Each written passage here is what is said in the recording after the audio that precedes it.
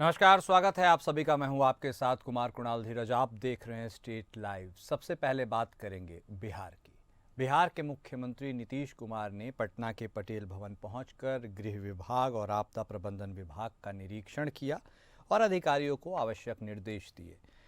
मुख्यमंत्री ने पटेल भवन स्थित द्वितीय तल पर गृह विभाग स्थित अपने कक्ष में वरिष्ठ अधिकारियों के साथ बैठक की और राज्य की कानून व्यवस्था और पुलिसिंग गतिविधि की बेहतरी के लिए किए जा रहे कार्यों की जानकारी ली। उन्होंने यह निर्देश दिया कि कानून व्यवस्था को बेहतर बनाए रखें और उसके लिए मुस्तैदी से कार्य करें। मुख्यमंत्री राज्य आपातकालीन संचालन केंद्र भी गए, वहां की व्यवस्थाओं का उन्होंने जायजा भी लिया। इस दौरान विकास आयुक्त सह आपदा प्रबंधन विभाग के अपर मुख्य सचिव प्रत्यय अमृत ने राज्य आपातकालीन संचालन केंद्र की कार्य पद्धति की उन्हें जानकारी दी। मुख्यमंत्री ने कहा कि यह बहुत उपयोगी केंद्र है, इसका संचालन बेहतर ढंग से करते रहा जाए ताकि राज्य के लोगों को इसका लाभ मिलता रहे।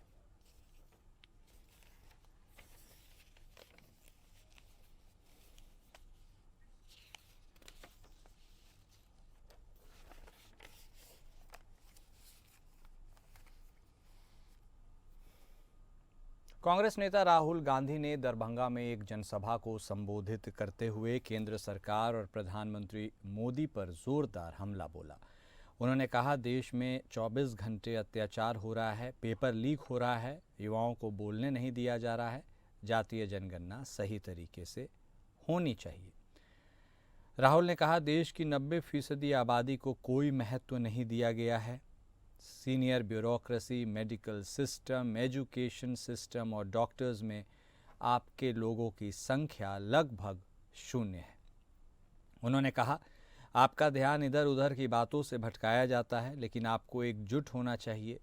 बिहार पुलिस ने मुझे रोकने की कोशिश की लेकिन नहीं रोक सकी, क्योंकि आपके समर्थन की ताकत मेरे पीछे है। अब कोई ताकत हमें नहीं रोक सकती। इस दौरान राहुल गांधी ने 3 प्रमुख मांगे रखी।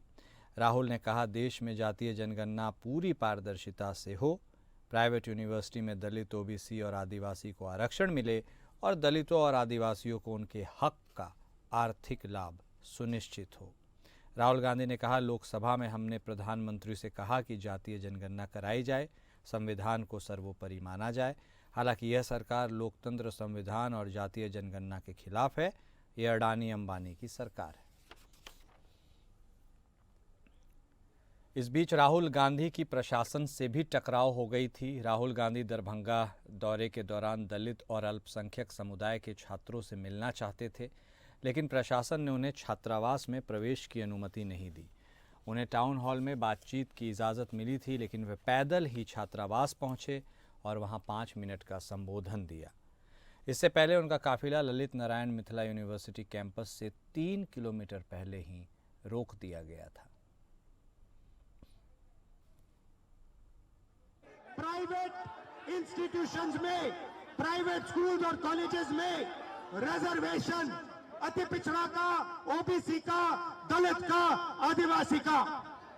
तीसरी बात, एससी एसटी सब प्लान, जो आपका पैसा है, जो आपको नहीं दिया जाता है, आपको वो दिया जाना चाहिए। ये 3 चीजें कहने में आपसे आया था। हमने नरेंद्र मोदी से कहा, पार्लियामेंट में कहा, तुम्हें जाति जनगणना करना पड़ेगा। हमने उससे कहा कि तुम्हें संविधान को यहां माथे पर लगाना पड़ेगा। नरेंद्र मोदी जी ने आपके दबाव से डरकर जाति जनगणना हिंदुस्तान में घोषित किया है। आपके दबाव से डरकर उन्होंने कॉन्स्टिट्यूशन अपने माथे पर लगाया है, मगर वो लोकतंत्र के खिलाफ है, संविधान के खिलाफ है, जाति जनगणना के खिलाफ है। और जो 90% हिंदुस्तान की गरीब आबादी है, अति पिछड़ा, दलित, आदिवासी, माइनॉरिटीज, ये इन सब के खिलाफ है। ये अडानी अंबानी की सरकार है, ये आपकी सरकार नहीं है। आपने इतने प्यार से मेरी बात सुनी, इसके लिए आप सबको दिल से बहुत बहुत धन्यवाद। मैं जानता हूं एससी एसटी, अति पिछड़ा हॉस्टल्स में यहां क्या होता है। मैं आपको गारंटी देता हूं, जैसे ही हिंदुस्तान में सरकार आएगी, जैसे ही बिहार में हमारी सरकार आएगी, हम ये सारा का सारा बदल देंगे और आपके लिए जो होना चाहिए वो करके दिखाएंगे। लोकसभा में नेता प्रतिपक्ष राहुल गांधी का दरभंगा दौरा राजनीतिक गर्मी का कारण बन गया। अंबेडकर छात्रावास में दलित छात्रों के साथ संवाद की योजना थी, लेकिन प्रशासन ने कार्यक्रम की अनुमति नहीं दी। विपक्षी दलों ने बिहार सरकार पर तीखा हमला बोला है। सांसद पप्पू यादव ने प्रशासन के फैसले को लोकतंत्र का अपमान बताया और कहा, यह बेहद दुर्भाग्यपूर्ण है कि डबल इंजन की सरकार राहुल गांधी जैसे नेता को छात्रों से मिलने की इजाज़त नहीं दे रही है। बीजेपी से तो यह उम्मीद थी, लेकिन जेडीयू से नहीं। राहुल गांधी को दलित छात्र संवाद से रोकने पर सांसद पप्पू यादव ने आरोप लगाया कि बीजेपी देश की संघीय व्यवस्था को खत्म करने की कोशिश कर रही है। उन्होंने कहा कि राहुल गांधी मिथिला की धरती पर सीता के प्रेम और दलितों की आवाज को फैलाने आए थे, लेकिन सरकार ने लोकतांत्रिक संवाद को रोक दिया। राहुल गांधी जी जो इस देश के 140 करोड़ लोगों को एक आवाज है, उम्मीद है, एक सपना है, एक हर देश के हर व्यक्ति का बेटा बना हुआ है, जो समाज के अंतिम व्यक्ति जिसकी आज़ादी के बाद आज तक उन्हें शैक्षणिक, आर्थिक, सामाजिक, राजनीतिक भागीदारी नहीं मिली। हर गांव में, पंचायतों में किसानों की भागीदारी के लिए, महिलाओं की भागीदारी के लिए, छात्रों की भागीदारी के लिए, युवाओं की भागीदारी के लिए, उसमें कोई जात धर्म नहीं है। लेकिन जब समाज के बराबरी के हिस्से की बात आती है तो राहुल गांधी का स्पष्ट कहना है कि जो ST SC के लोग हैं 27-28%, EBC के लोग हैं, उन्हें हमें मुख्य धारा में उन्हें न्याय मिलनी चाहिए और लाना है। कोसी और सीमांचल क्षेत्र को पहली बार अपना FM रेडियो स्टेशन मिला है। Radio east and west 88.4 FM। इस ऐतिहासिक पहल का उद्घाटन बिहार के राज्यपाल आरिफ मोहम्मद खान ने सहरसा में किया। हवाई अड्डे पर गार्ड ऑफ ऑनर के साथ उनका भव्य स्वागत किया गया। इसके बाद वे East and West Teachers Training College पहुंचे, जहां दीप प्रज्वलित कर कार्यक्रम का विधिवत उद्घाटन किया गया। Radio east and west 88.4 FM से क्षेत्रीय पहचान को मजबूती मिलेगी और यह कोसी क्षेत्र की सशक्त आवाज़ बनेगा।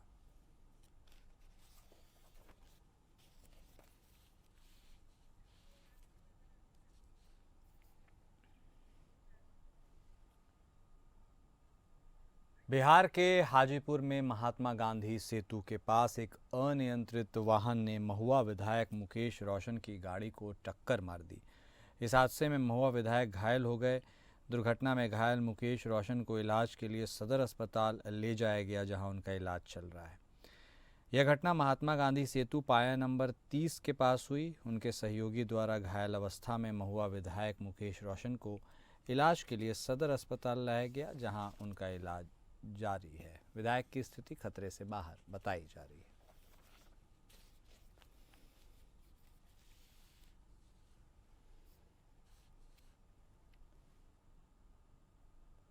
भारत बांग्लादेश सीमा पर जवानों और तस्करों के बीच हिंसक झड़प हुई। बंगाल के ग्वालपोखर थाना क्षेत्र स्थित आमबाड़ी BOP के पास हुई इस घटना में 2 BSF जवान और 1 बांग्लादेशी तस्कर घायल हुए हैं। जवान के घायल होने के बाद, जिसका नाम सुभाष बताया जा रहा है, उसके बावजूद एक तस्कर अजीजुल को पकड़ लिया गया। चीख पुकार सुनकर अन्य BSF जवान मौके पर पहुंचे। तस्करों ने उन पर भी हमला किया, जिसमें एक और जवान मामूली रूप से घायल हुआ। बाकी तस्कर इस दौरान बांग्लादेश की तरफ फरार हो गए। 3 से 4 की संख्या में बांग्लादेशी तस्कर घास काटने के बहाने सीमा की तारबंदी को पार करने की कोशिश कर रहे थे।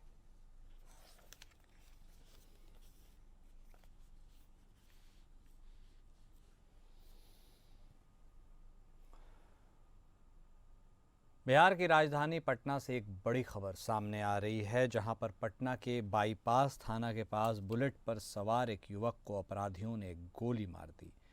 घायल युवक को इलाज के लिए पटना के निजी नर्सिंग होम में भर्ती कराया गया है। युवक की पहचान विपुल मेहता के रूप में की गई है, जो नखास पिंड बाईपास थाना क्षेत्र का रहने वाला है। घटना की सूचना मिलते ही पटना पुलिस भी मौका वारदात पर पहुंची पूरे मामले की तहकीकात में जुट गई है। सीसीटीवी कैमरे के माध्यम से भी अपराधियों को पकड़ने की कोशिश की जा रही है। पानीपुर पैजावा में उन्हें दो अज्ञात अपराधकर्मी जो कि मोटरसाइकिल पे थे उन्हें शूट करते हैं, जो कि गोली उनके कमर पे लगती है। जख्मी हालत में विपुल कुमार थाना की तरफ शीघ्र वहां से ड्राइव करके आते हैं और जैसे ही महादेव स्थान से वो टर्न करते हैं थाना की तरफ, सेकंड अटेम्प्ट भी उन अपराधकर्मियों द्वारा उनके ऊपर लिया जाता है, लेकिन वो गोली उन्हें नहीं लगती है। जैसे ही अपराधकर्मी पुलिस को देखते हैं, बाईपास थाना पुलिस को, वहाँ से फरार हो जाते हैं और बाईपास थाना पुलिस शीघ्र अतिशीघ्र जो घायल व्यक्ति थे विपुल, उन्हें अपने गाड़ी में बैठाकर नियरेस्ट अस्पताल में भर्ती कराती है। अभी उनका इलाज चल रहा है। अभी एफएसएल और डॉग स्क्वाड की टीम को भी मौके वारदात पर बुलाया गया है और हम लोग अग्रतर अनुसंधान कर रहे हैं। मधेपुरा और पूर्णिया बॉर्डर के समीप जानकी नगर थाना क्षेत्र के चांदपुर भंगा मेन रोड के आसपास एक घटना हुई है। गुरुवार की सुबह स्कूल जा रहे एक शिक्षक को लूटपाट के दौरान मोटरसाइकिल सवार दो अपराधियों ने कमर में 2 गोलियां मार दी। इससे वह घायल हो गए। आनन फानन में स्थानीय लोगों ने उन्हें सीएचसी पहुंचाया, जहां पर डॉक्टर ने प्राथमिक उपचार के बाद स्थिति की गंभीरता को देखते हुए उन्हें रेफर कर दिया। उन्हें पूर्णिया भेजा गया है। घटना की सूचना मिलते ही जानकी नगर पुलिस मुरलीगंज सीएचसी पहुंची और घायल शिक्षक के बयान पर छानबीन शुरू कर दी। इस घटना के बाद वहां पर लोगों में आक्रोश है।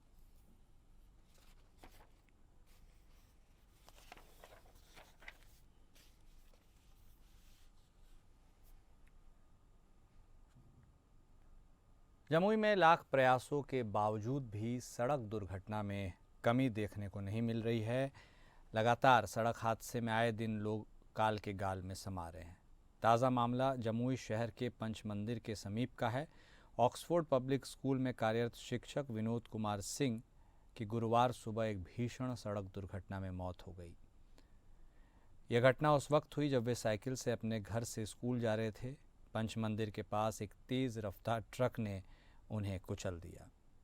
उनके परिवार में 3 पुत्रियां और 1 पुत्र हैं। हादसे के बाद गुस्साए लोगों ने सड़क जाम किया और दुर्घटना के जिम्मेदार ट्रक चालक के खिलाफ सख्त कार्रवाई करने की मांग की।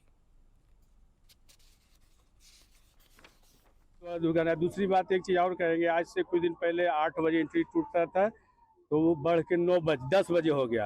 अब हम लोग जिला प्रशासन से ही मांग करते हैं कि 4 बजे एंट्री पैक हो जाए, कि मॉर्निंग अभी कोर्ट है, मॉर्निंग स्कूल है, बच्चे लोग के और वो लोग आने जाने में काफ़ी परेशानी होने का। सुबह 4 बजे ही बंद हो जाए। 4 बजे से पहले जितना ट्रक चले, नहीं तो फिर रात दिन चले, रात दिन भी चले ट्रक जनगर, कोई आपत्ति नहीं, लेकिन नहीं तो 4 बजे बंद हो, 10 बजे रात की से चालू हो, 4 बजे मॉर्निंग तक बंद हो जाना चाहिए। सुबह हम लोग उठते हैं, शॉर्ट समय है, लोग अगवाते नाश्ता करते खाते गाड़ी लेते जाते अगवा के, इसके बीच में ट्रक वाले बालू गिट्टी करते हैं। उसके परिणाम आज सामने देख लीजिए। यही मेरा कहना है। झारखंड के सत्तारूढ़ गठबंधन के प्रमुख घटक दल यानी झामुमो की ओर से जल जीवन मिशन को लेकर पूरी राशि न मिलने पर केंद्र सरकार से सीधा सवाल किया गया है। राजधानी रांची में एक प्रेस कॉन्फ्रेंस का आयोजन किया गया और पार्टी के केंद्रीय महासचिव सुप्रियो भट्टाचार्य ने मांग उठाते हुए इस योजना के बकाया राशि को लेकर अपनी बात रखी। सुप्रियो भट्टाचार्य ने कहा कि हर घर नल जल योजना के तहत 12,257 करोड़ रुपए झारखंड को केंद्र सरकार की तरफ से मिलने थे।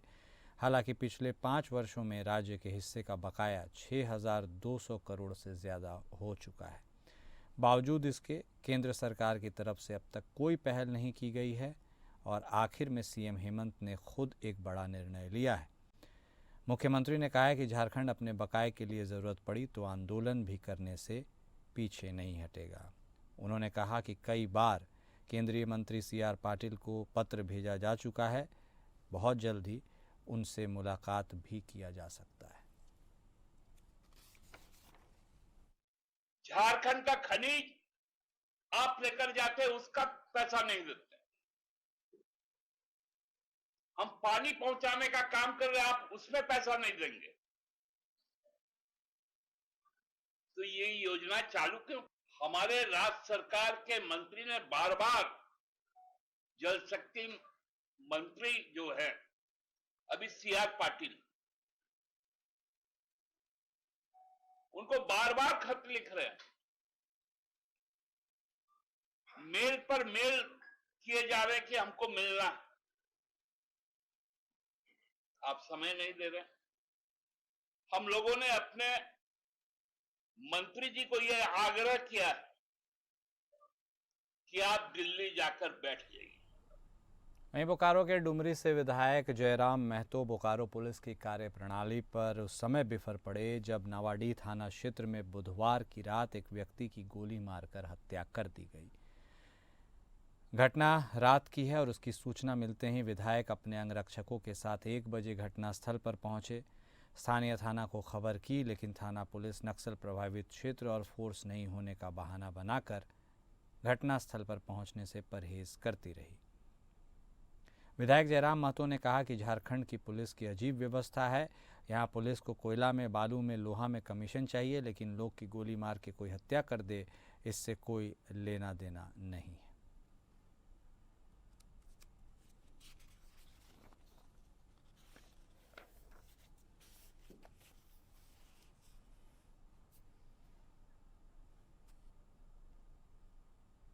और अब खबर छत्तीसगढ़ से। छत्तीसगढ़ के मुख्यमंत्री विष्णुदेव साय आज राजधानी रायपुर में आयोजित तिरंगा यात्रा में शामिल हुए। उन्होंने कहा कि राष्ट्र की सुरक्षा की जब भी बात होगी हम सभी एक हैं। वो देश के अपने प्रधानमंत्री मोदी और अपनी सेना के साथ हैं। तिरंगा यात्रा में सभी वर्गों के लोग, सेवानिवृत्त सैनिक, समाज सेवी संगठन, महिला, पुरुष, बच्चों ने बड़ी संख्या में शामिल होकर एकजुटता का संदेश दिया। मुख्यमंत्री साय ने कहा कि प्रधानमंत्री मोदी के मार्गदर्शन में भारतीय सेना ने ऑपरेशन सिंदूर चलाकर पाकिस्तान में 9 आतंकवादी ठिकानों को पूरी तरह धराशायी कर दिया। हम सभी अपनी सेना के अदम्य साहस को नमन करते हैं।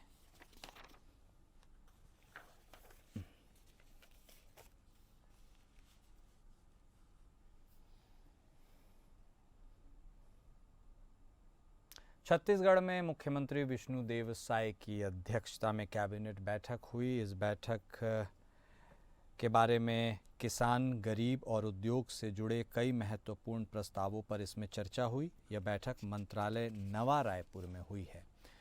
बैठक के बाद कैबिनेट में लिए गए फैसलों के बारे में जानकारी उप मुख्यमंत्री अरुण साव ने दी। उन्होंने बताया कि शिक्षा के क्षेत्र में अहम फैसले लिए गए हैं। मुख्यमंत्री शिक्षा गुणवत्ता अभियान प्रदेश में चलाया जाएगा। शिक्षा की गुणवत्ता बढ़ाने के लिए काम होगा। 58.32 लाख रुपए का अतिरिक्त भार आएगा, पर इससे जो अर्थाभाव से ग्रस्त हमारे साहित्यकार हैं, कलाकार हैं, उनको बड़ी राहत, बड़ा संबल मिलेगा। मंत्रिपरिषद द्वारा एक और ऐतिहासिक निर्णय आज लिया है, जो हम पारदर्शिता बढ़ाने की दिशा में जो लगातार काम कर रहे हैं, उसी को आगे बढ़ाते हुए आज छत्तीसगढ़ औद्योगिक भूमि एवं भवन प्रबंधन नियम 2015 में संशोधन करने का निर्णय किया। इसके माध्यम से अब औद्योगिक क्षेत्रों, लैंड बैंक तथा अन्य भूमि खंडों के आवंटन की प्रक्रिया में और अधिक स्पष्टता और पारदर्शिता आएगी। इससे औद्योगिक निवेशकों को भूमि आवंटन की प्रक्रिया को बेहतर ढंग से समझने और उसका लाभ उठाने में सुविधा होगी। एक ऐतिहासिक निर्णय आज मंत्रिपरिषद में लिया गया। जैसा कि आपको पता है कि हमारी सरकार ने प्रदेश भर में सुशासन त्योहार मनाया जा रहा है। आम जनता की समस्याओं का समाधान करने के लिए गांव-गांव में शिविर लगाया जा रहा है। कई मंत्री, विधायक, सांसद, खुद मुख्यमंत्री भी गांव में पहुंचकर जनता से संवाद कर रहे हैं।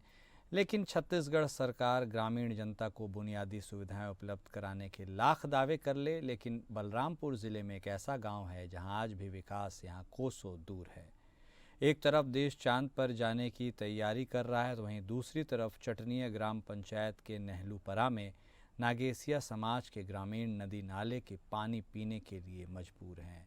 यह पूरा इलाका कुसमी विकासखंड क्षेत्र में बसे एक गांव से जुड़ा है, जहां आज भी विकास चलकर इस गांव में नहीं पहुंच सका। हमारे नहलू तरफ नहलू पारा सड़क पारा उस तरफ के सब लोग ढोढ़ी का पानी पीते हैं और वहाँ मतलब पानी तो सक्सेस है हल्का फुल्का, लेकिन उसके लिए भी हम लोग कितने बार आवेदन दिए लेकिन अभी तक कुछ पता नहीं है। जनपद में बहुत बार दिए हैं। सीओ साहब इसमें कोई संज्ञान नहीं लेते हैं क्या? जनपद सीओ जी पता नहीं बता पाएंगे उसके बारे में। तो आवेदन हम लोग सीधे दे देते हैं। अब उधर आपके नजर समस्या तो है रहने के लिए, पानी का अब ज़रूरत है तो सबको ज़रूरत पड़ता है ना। धमतरी जिले के उदंती सीता नदी टाइगर रिजर्व में एक नर तेंदुआ की मौत होने का मामला सामने आया है। रेस्क्यू ऑपरेशन के बाद तेंदुए की मौत हुई है। वन विभाग द्वारा तेंदुए के शव का पोस्टमार्टम के बाद अंतिम संस्कार किया गया। बताया जा रहा है कि 12 मई को रिसगांव वन परिक्षेत्र के मासूल खोई गांव में तेंदुए ने एक बुजुर्ग व्यक्ति पर हमला किया था, जिसके बाद तेंदुआ खेत में बने लारी में बैठा हुआ था, घायल अवस्था में था। इसकी सूचना ग्रामीणों ने वन विभाग को दी। उसे रेस्क्यू किया गया। तेंदुए को रेस्क्यू वाहन में रखकर ले जाया जा रहा था, तभी रास्ते में उसकी मौत हो गई। सीता नदी टाइगर रिजर्व के उप निदेशक का कहना है कि तेंदुए के गर्दन के पीछे में घाव था। घाव 3-4 दिन पुराना था। साथ ही बताया किसी जंगली जानवर के साथ लड़ाई के दौरान तेंदुआ घायल हुआ होगा। वन विभाग का कहना है कि पोस्टमार्टम रिपोर्ट के बाद ही मौत का सही कारण पता चल पाएगा। इसमें एक तेंदुए द्वारा जो है मासूल खोई गांव में एक ग्रामीण पे जो अपनी लाड़ी में खेत के किनारे बैठे हुए थे उन पे हमला कर दिया था। तो उसका जो है हमने रेस्क्यू ऑपरेशन चलाया, जिसमें तेंदुआ जो है पहले हमें लग रहा था कि शायद डिहाइड्रेटेड है, लेकिन जब उसका हमने रेस्क्यू किया तब पता चला कि जो है उसकी पीठ में घाव था, जो कि शायद किसी अन्य तेंदुए द्वारा हमला करने से जो वो तेंदुआ घायल था और इस वजह से 10-1 दिन से शिकार शायद नहीं कर पा रहा था। इस वजह से शायद उसने ग्रामीण पे हमला किया। ग्रामीण भी अभी जो है स्वस्थ है और उनको डिस्चार्ज कर दिया गया अस्पताल से। चांपानगर में बिजली संकट ने आम जनजीवन को काफ़ी प्रभावित किया है। लगातार बिजली कटौती और लो वोल्टेज की समस्या ने लोगों की परेशानी बढ़ा दी है। अब कांग्रेस पार्टी ने इस मुद्दे को लेकर मोर्चा खोल दिया है और आंदोलन की चेतावनी दी है। चांपानगर में बिजली की आंख मिचौली ने लोगों का जीना मुश्किल कर दिया है। इसी को लेकर विधायक ब्यास कश्यप ने विद्युत विभाग के कार्यपालक अभियंता से मुलाकात की। उन्होंने नगरवासियों की समस्याओं से उन्हें अवगत कराते हुए शीघ्र समाधान की मांग की।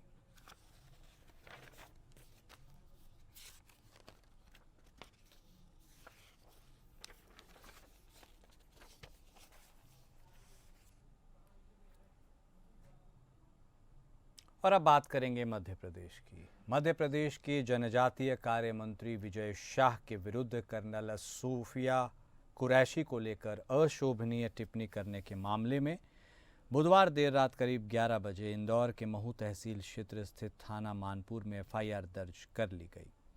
यह एफआईआर जबलपुर हाईकोर्ट के आदेश पर शासन की ओर से दर्ज किया गया है।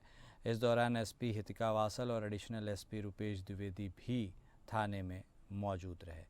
हाईकोर्ट ने मीडिया रिपोर्ट्स का हवाला लेकर इस मामले का स्वतः संज्ञान लिया था, सुनवाई की थी। सुप्रीम कोर्ट ने भी मंत्री को जमकर फटकार लगाई है। दरअसल कर्नल सोफिया कुरैशी को लेकर दिए गए विवादित बयान के बाद विजय शाह का लगातार विरोध हो रहा है। विपक्ष उनके खिलाफ जमकर हमलावर है, तो वहीं खुद पार्टी के अंदर भी वे आलोचना का शिकार हुए हैं।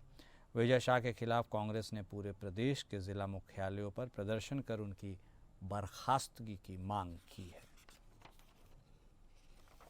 प्रदेश के एक मंत्री का बयान आया विजय शाह जी का, और सेना के एक आला अधिकारी के खिलाफ एक बयान मैं कह सकता हूं।